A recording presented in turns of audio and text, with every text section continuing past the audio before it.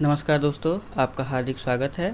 आज की इस वीडियो में हम यूजीसी नेट हिंदी सिलेबस को देखेंगे और इसकी तैयारी के लिए कौन कौन सी पुस्तकें पढ़ें जिससे हम जेआरएफ क्वालिफाई हों, इससे हम देखेंगे। आते हैं, यह जो हमारा सिलेबस है यह 10 इकाई में व्यक्त है। यह जो है 10 इकाई में व्यक्त है। पहला इकाई 1 जो है वह हिंदी भाषा और उसका विकास, इसको लेकर है। इसके लिए एक पुस्तक है हिंदी भाषा, इसके लेखक है हरदेव बाहरी। इस पुस्तक में भाषा खंड के अधिकतर सवाल 90% सवाल कवर हो जाते हैं। केवल व्याकरण खंड को अगर छोड़ दे, इसमें उपसर्ग प्रत्यय समास इन सबों के लिए भी आप पढ़ लेंगे। हिंदी व्याकरण वासुदेव नंदन प्रसाद की जो पुस्तक आती है, वासुदेव नंदन प्रसाद, उनकी जो व्याकरण संबंधी पुस्तक है आधुनिक हिंदी व्याकरण, उसको देख लेंगे। बाकी इस यूनिट के लिए यह 2 पुस्तक पर्याप्त है। एक पुस्तक हिंदी भाषा हरदेव बाहरी और दूसरी पुस्तक वासुदेव नंदन प्रसाद की हिंदी व्याकरण। इन 2 पुस्तकों को आप पढ़ करके पहले यूनिट को आप कंप्लीट कर सकते हैं। इसमें भी सभी नहीं पढ़ने हैं, जो टॉपिक दिए हुए हैं उसे पढ़ने हैं। तो पहले यूनिट के लिए 2 पुस्तक है भाषा खंड के लिए। आते हैं अगले यूनिट पे। इन 2 पुस्तक से पहले यूनिट को हम पढ़ लेंगे। अगले यूनिट पे आते हैं। अगला यूनिट है हिंदी साहित्य का इतिहास। हिंदी साहित्य के इतिहास में जितने भी कालखंड है, आदिकाल, भक्तिकाल, रीतिकाल, साहित्य इतिहास दर्शन से लेकर आदिकाल से लेकर भक्तिकाल, रीतिकाल, आगे आधुनिक काल, इन सब के लिए हिंदी साहित्य की 2-3 पुस्तकें पढ़ने जरूरी है। एक हिंदी साहित्य का सरल इतिहास, हिंदी साहित्य का सरल इतिहास। हिंदी साहित्य के सरल इतिहास के लेखक हैं विश्वनाथ त्रिपाठी। विश्वनाथ त्रिपाठी ये यूनिट 2 के लिए पहली पुस्तक है। दूसरी पुस्तक है हिंदी साहित्य का इतिहास रामचंद्र शुक्ल। हिंदी साहित्य का इतिहास रामचंद्र शुक्ल। और तीसरी पुस्तक है बच्चन सिंह की हिंदी साहित्य का दूसरा इतिहास। बच्चन सिंह की हिंदी साहित्य का दूसरा इतिहास। तो हम हिंदी साहित्य के इतिहास यूनिट में दूसरे इकाई में इस क्षेत्र को पढ़ने के लिए, समझने के लिए 3 पुस्तकों का सहारा लेंगे। हिंदी साहित्य का सरल इतिहास बेसिक समझने के लिए, और उसके बाद हिंदी साहित्य का इतिहास रामचंद्र शुक्ल। इसे तो बार बार प्रश्न पूछे जाते हैं, इसे तो ज़रूर पढ़ना है, इसे छोड़ नहीं सकते। और तीसरी पुस्तक है बच्चन सिंह की हिंदी साहित्य का दूसरा इतिहास। इन 3 पुस्तकों से इतिहास वाले कालखंड को पूरा कर लेंगे। आते हैं यूनिट इकाई 2 में ही अगले कालखंड पे। अगले कालखंड पे आते हैं हिंदी साहित्य की गद्य विधाएँ। गद्य विधाएँ के लिए अगर एक पुस्तक कोई पढ़नी हो तो हिंदी का गद्य साहित्य, हिंदी का गद्य साहित्य। इस पुस्तक के लेखक है रामचंद्र तिवारी। अगर आप सोचते हैं शॉर्टकट से कोई भी परीक्षा पास कर ले तो ये बहुत मुश्किल है। अगर आप इन पुस्तकों को पढ़ेंगे तो सही रहेगा। आते हैं इस हिंदी उपन्यास, कहानी, नाटक, निबंध और कथ्यतर गद्य विधाएँ संबंधित हिंदी आलोचना, और इसके बाद जो भी है कथ्यतर गद्य विधाएँ और प्रवासी साहित्य, इन सबों के लिए कोई एक पुस्तक है तो वो है हिंदी का गद्य साहित्य रामचंद्र तिवारी। और इसके साथ अगर अलग अलग पढ़ना चाहते हैं तो हिंदी उपन्यास पर रामदास मिश्र की पुस्तक है, एक्स्ट्रा है। लेकिन इसके अलावा पढ़ना चाहते हैं तब रामदास मिश्र की हिंदी उपन्यास एक अंतरयात्रा। हिंदी कहानी जो है मधुरेश की एक पुस्तक है, उसे पढ़ लें। लेकिन अगर ये पढ़ लेते हैं तो ये पर्याप्त है। नाटक के लिए बच्चन सिंह की पुस्तक है, ये एक्स्ट्रा पढ़ने के लिए है। और इन पुस्तकों के अलावा क्या पढ़ें ये भी बताएंगे, जिससे कि आप एग्ज़ाम में सवालों को गलती ना करें। तो गद्य साहित्य के लिए रामचंद्र तिवारी की पुस्तक अकेले ही पर्याप्त है। लेकिन अलावा पढ़ना चाहते हैं तो उपन्यास के लिए रामदास मिश्र की हिंदी उपन्यास एक अंतरयात्रा बुक, हिंदी कहानी की मधुरेश की बुक है हिंदी कहानी का विकास, और हिंदी नाटक को नाम से ही बच्चन सिंह की एक पुस्तक है। तो इन 3-4 पुस्तकों को गद्य साहित्य के लिए पढ़ सकते हैं। अब हम आते हैं अगले विषय पे, अगले यूनिट पे। इकाई 3 जो है साहित्य शास्त्र है, यानी काव्य शास्त्र। अब काव्य शास्त्र 2 तरह के हैं, एक भारतीय परंपरा में और एक पाश्चात्य। तो भारतीय काव्य शास्त्र जो हैं उनके लिए भारतीय काव्य शास्त्र भगीरथ मिश्र की पुस्तक है, जो पर्याप्त है, अधिकतर लोग यहीं पढ़ते हैं। और पाश्चात्य काव्य शास्त्र के लिए आप ज़्यादा किताबों के पीछे नहीं भागे, एक एक किताब कोई चुन ले, बार बार पढ़ें। पाश्चात्य काव्य शास्त्र के लिए देवेंद्रनाथ शर्मा जी हैं, इनकी पुस्तक है।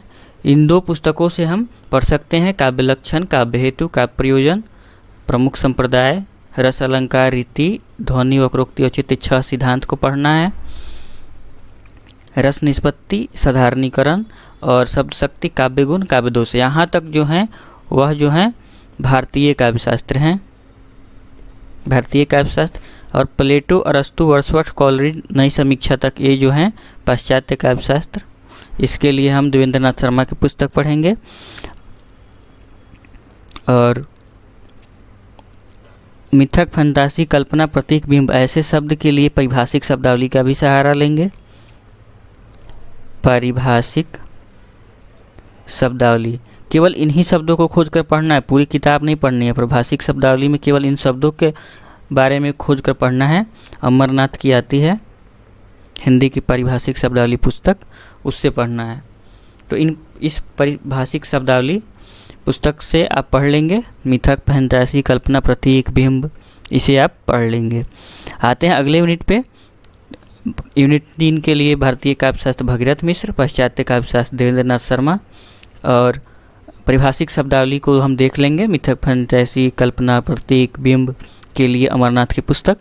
आते हैं अगले यूनिट के लिए। इकाई 4 के लिए एक ही पुस्तक है जो पर्याप्त है, हिंदी की पारिभाषिक शब्दावली। पारिभाषिक शब्दावली अमरनाथ की पुस्तक पर्याप्त है।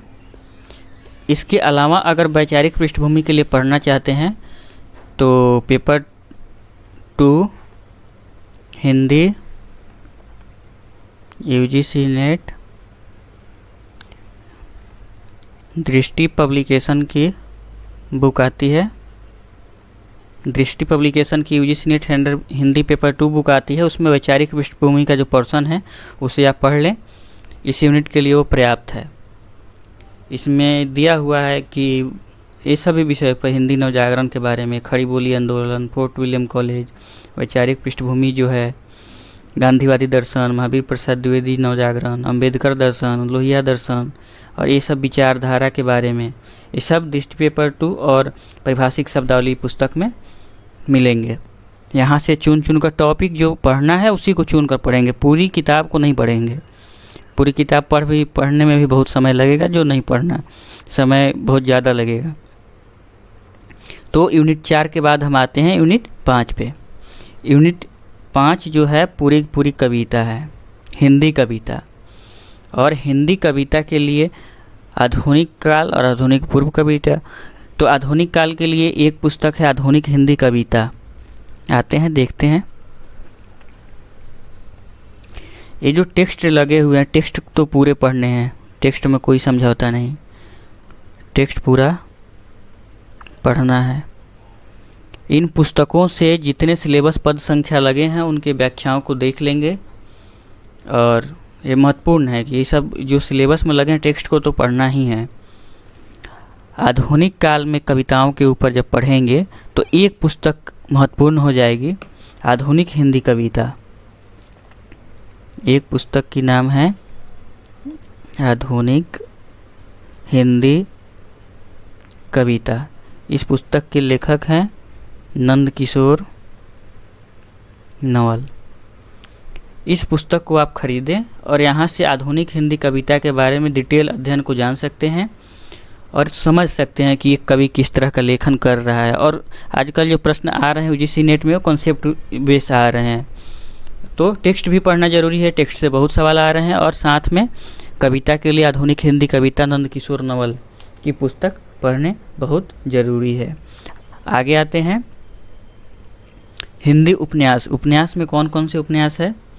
देवरानी जेठानी की कहानी, परीक्षा गुरु, गोदान, शेखर एक जीवनी, बाण भट्ट की आत्मकथा। इसके लिए आप हिंदी उपन्यास की रामदरस मिश्र की जो पुस्तक है उसे उठाएंगे। पूरी तरह से आप उसे अगर न पढ़ें तो केवल जो लेखक उपन्यास सिलेबस में लगा है, जैसे देवरानी जेठानी की कहानी सिलेबस में लगा है, तो उस पुस्तक में आप केवल उसके बारे में क्या लिखा है रामदरस मिश्र ने उसे देख लेंगे। ऐसे ही हर एक उपन्यास के लिए करेंगे। पुस्तक का नाम है हिंदी उपन्यास एक अंतर यात्रा। इस पुस्तक में अगर पूरे किताब को नहीं पढ़ना है तो जो सिलेबस में उपन्यास लगे हैं उसके बारे में रामदरस मिश्र जी क्या लिखे हैं उसको ज़रूर पढ़ लीजिए। चाहे बाण भट्ट की आत्मकथा हो, शेखर एक जीवनी हो, गोदान हो, परीक्षा गुरु हो, इसे पढ़ेंगे। जो सिलेबस में उपन्यास लगे हैं उस सिलेबस के बारे में रामदरस मिश्र क्या लिख रहे हैं मात्र उतना तो ज़रूर पढ़ लीजिएगा। अगले सवाल पे आते हैं, अगले यूनिट पे। मैला आंचल, झूठा सच, मानस का हंस, तमस, राग दरबारी, जिंदगी नामा, आपका बंटी, धरती धन अपना, ये सभी उपन्यास के बारे में आप रामदरस मिश्र की पुस्तक में देखेंगे, ज़रूर देखेंगे कि क्या लिखते हैं रामदरस मिश्र इन उपन्यास के बारे में। आते हैं अगली इकाई में। इकाई 7 हिंदी कहानी को लेकर है। हिंदी कहानी में जो भी कहानियाँ हैं, तो हिंदी कहानी के लिए जो पुस्तक है मधुरेश की पुस्तक है हिंदी कहानी का विकास। मधुरेश के इस पुस्तक में जितने कहानीकार सिलेबस में लगे हुए हैं उसके बारे में मधुरेश क्या लिखते हैं, उनकी कौन कौन सी कहानियां हैं, जैसे राजेंद्र बाला घोष, माधवराव सप्रे, सुभद्रा कुमारी चौहान, प्रेमचंद, राधिका रमन प्रसाद सिंह, चंद्रधर शर्मा गुलेरी, इन लेखकों के बारे में मधुरेश क्या कहते हैं, इन कहानियों के ऊपर मधुरेश क्या टिप्पणी करते हैं, इसके बारे में देखने के लिए यह पुस्तक ज़रूर देखें। इस पुस्तक में मधुरेश की हिंदी कहानी के विकास में जितने कहानी सिलेबस में लगे हुए हैं और जितने कहानीकार शामिल हैं उनके बारे में मधुरेश की टिप्पणी ज़रूर देखेंगे। पूरी किताब पढ़ना नहीं भी चाहें तो इतना तो ज़रूर देखेंगे आप। और अगले यूनिट पे आते हैं। ये जो बच गया अमृतसर आ गया, चिप की दावत, सिक्का बदल गया, इंस्पेक्टर माता दीनचा, अंत पर, पिता, राजा निर्बंसिया, परिंदे। टेक्स्ट को तो पूरा पढ़ना है, टेक्स्ट पूरा पढ़ना है। टेक्स्ट से सवाल 60% सवाल आ रहे हैं टेक्स्ट से, टेक्स्ट को पूरा पढ़ना है। और टेक्स्ट जो लगे हैं उनके ऊपर मधुरेश हिंदी कहानी के विकास में क्या लिखते हैं इसके लिए आप उस पुस्तक को ज़रूर देखेंगे। अब कहानी यूनिट के बाद आते हैं नाटक यूनिट। नाटक यूनिट में जब आते हैं तो अंधेर नगरी, भारत दुर्दशा, स्कंदगुप्त, चंद्रगुप्त, स्कंदगुप्त, ध्रुव स्वामिनी, अंधा युग, सिंदूर की होली, आधे अधूरे, आषाढ़ का एक दिन, आगरा बाजार, बकरी, द्रोणाचार्य, अंजोदेवी, महाभोज, इन सब नाटकों के बारे में, नाटक को तो टेक्स्ट पढ़ना ही है, लेखकों के बारे में भी जानेंगे उनकी कौन कौन सी रचनाएं हैं। और इसके लिए आप जो सहारा लेंगे वह हिंदी नाटक बच्चन सिंह की पुस्तक है, हिंदी नाटक बच्चन सिंह इन नाटकों को लेकर क्या लिखते हैं, क्या टिप्पणी करते हैं, यह देखना बहुत महत्वपूर्ण है। जितने भी भारतेंदु प्रसाद, धर्मवीर भारती, लक्ष्मी नारायण लाल, मोहन राकेश, इन लेखकों के ऊपर बच्चन सिंह क्या लिखे हैं इसे आप याद रखेंगे। और इन लेखकों की सभी नाटकों के बारे में आप जानेंगे, सारांश जानेंगे, और उसका प्रकाशन वर्ष क्रम से भी पूछा जाता है, ये सब देख लेंगे। आते हैं निबंध यूनिट पे। निबंध यूनिट के लिए जो निबंध टेक्स्ट में लगे हैं उसे पढ़ेंगे पूरी तरह से।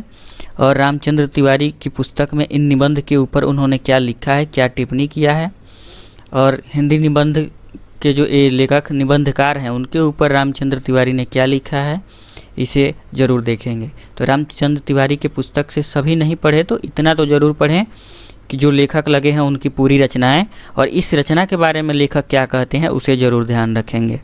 इनके निबंध लेखन की प्रवृत्ति क्या है इसे भी याद रखेंगे, किस तरह के लेखक हैं, और इनका विषय वस्तु, इनका प्रकाशन,